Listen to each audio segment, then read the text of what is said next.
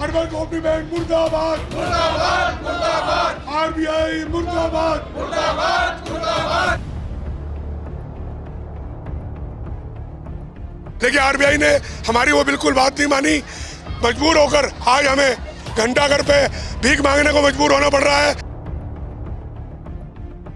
मुझे तो कुछ समझ में नहीं आया कि इनकी क्या कर रहे हैं, क्या नहीं कर रहे हैं। हम लोग बहुत परेशान हैं कि किस तरह से घर की गृहस्थी चलाएं, और मुझे तो फीस देनी है।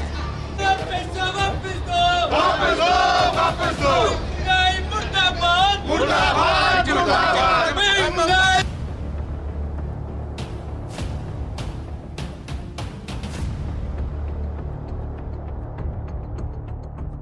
डूब गए हम तो पूरी तरह से, ना पैसा मिल सक रहा है। ले जरूर रहे हैं बैंक, पैसा वापसी ले रहे हैं, परंतु निकालने के लिए कुछ भी नहीं है। हमें तो बहुत ही प्रॉब्लम है।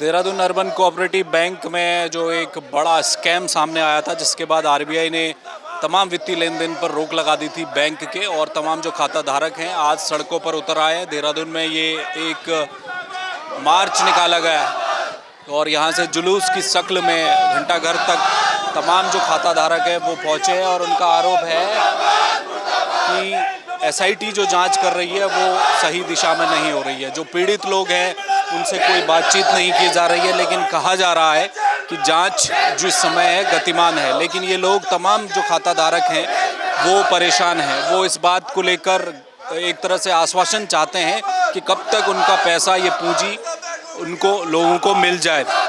मैं कुछ लोगों से बातचीत भी करूँगा। आपका क्या नाम है? सोनिया तनेजा। तो आज आप लोग सड़कों पर क्या मजबूर हो गए? हाँ जी, बहुत मजबूर हो चुके हैं। हमारी कोई सुनवाई नहीं हो रही है। जो ये एसआईटी जांच कर रही है उसमें क्या है? आप लोगों से मिली एसआईटी ने, आपके बयान लिए? कुछ भी नहीं हो रहा है। सब हो एफआईआर दर्ज नहीं हो रही है कुछ भी ना। अच्छा, तो हमें कोई सेटिस्फाई नहीं है हम लोग ना, तो इसलिए हमें आपका आदेश दी। एसआईटी जो बनाई थी एसएसपी साहब ने, उसमें हमने 50-55 लोगों के गवाही हो चुकी है, और वो गवाही हुए भी आज 20 दिन हो गए हैं। उसके पश्चात हम कई मंत्रियों से मिल चुके हैं, डीएम साहब से मिल चुके हैं, एसएसपी साहब से मिल चुके हैं, लेकिन आज तक उस पर कोई कार्रवाई नहीं हो पाई है। उसके एसआईटी के इंचार्ज राजेश शाह जी हैं, वो एसएसपी ऑफिस में ही उनकी कोठी में बैठते हैं। उनसे भी हम मिल चुके हैं। उन्होंने बहुत जल्द आश्वासन दिया कि बहुत जल्द हम एफआईआर दर्ज कर घोटालेबाजों को गिरफ्तार करेंगे। लेकिन आज 25 दिन हो चुके हैं हमें बयान दिए हुए भी, लेकिन आज तक कोई कार्रवाई पुलिस के द्वारा उसमें नहीं की गई है, न ही आरबीआई द्वारा कोई कार्रवाई की गई। कि हम लोगों को, हमने आरबीआई से रिक्वेस्ट की थी कि हमें कुछ 10 से 15-20% पैसा जो हमारा जमा है हमें वापस किया जाए, हम अपने घर के जो दैनिक खर्चे हैं वो चला सकें। लेकिन आरबीआई ने हमारी वो बिल्कुल बात नहीं मानी। मजबूर होकर आज हमें घंटाघर पे भीख मांगने को मजबूर होना पड़ रहा है, प्रदर्शन करने में मजबूर होना पड़ रहा है, और इसके अलावा हमारे पास कोई चारा नहीं है। कोई चारा आपका क्या नहीं नाम है? मुकेश शर्मा। तो क्या मुकेश जी, अब क्या एसआईटी जांच कर रही है, सही दिशा में चल रही है? आप लोग आश्वस्त हैं? नहीं रही अभी है। एसआईटी ने बयान ले लिए है ना, डीएम से मिल लिए, एसएसपी से मिल लिए, एसएसटी को जिसको जांच दी राजेंद्र शाही से, उनसे मिल लिए हम। उन्होंने पर्सनल बुलाया, सारे बयान भी दे दिए, लिखित बयान भी हो चुके हैं, लेकिन कम से रिपोर्ट तो दर्ज हो। हम क्या समझे ऐसा? इसका मतलब कहीं ना कहीं दबाव है, जबकि मुख्यमंत्री ने एसआईटी को जांच के आदेश करे हुए हैं, लेकिन उसके बाद भी क्यों नहीं जांच, वो रिपोर्ट इनके खिलाफ एफआईआर दर्ज क्यों नहीं हो रही है? इसका एफआईआर नहीं हो पा रही है ना माता जी। तो आप अब क्या करेंगे? अब आप कह रही हैं एसआईटी ने जांच की नहीं।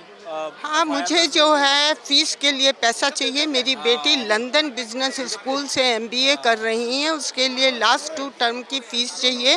बैंक क्या कह रहा है? बैंक, आरबीआई ने सिर्फ सब कुछ पेपर्स देने के बाद उन्होंने 75,000 इंडियन करेंसी में पैसा दिया है, जबकि मुझे जमा करना है 63,000 समथिंग।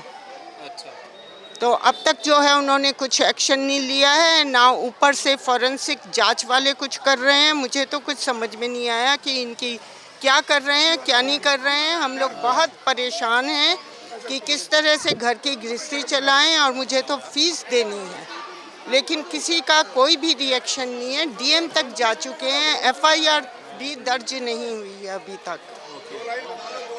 तो आप आइए सर, तो क्या करेंगे आप? कुछ भी नहीं कर रहे, जैसे सब कर रहे हैं हम उन्हीं के साथ हैं। क्या करें, हम तो डूब गए, हम तो पूरी तरह से।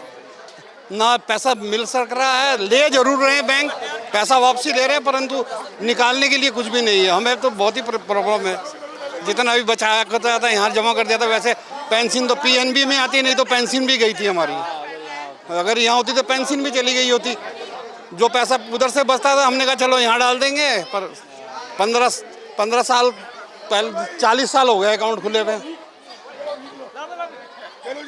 चलिए, तो ये देखिए आप, यहाँ पर हाथों में कटोरा लेकर ये लोग आज अब सड़कों पर है और घंटाघर तक इन्होंने यहाँ मार्च किया। और तमाम इन लोगों का ये कहना है कि जो बैंक है वो चूँकि वहाँ कोई लेन देन हो नहीं रहा, तो इससे सबसे बड़ी दिक्कत ये है कि आम जो लोग हैं, ग्राहक हैं, वो क्या करेंगे।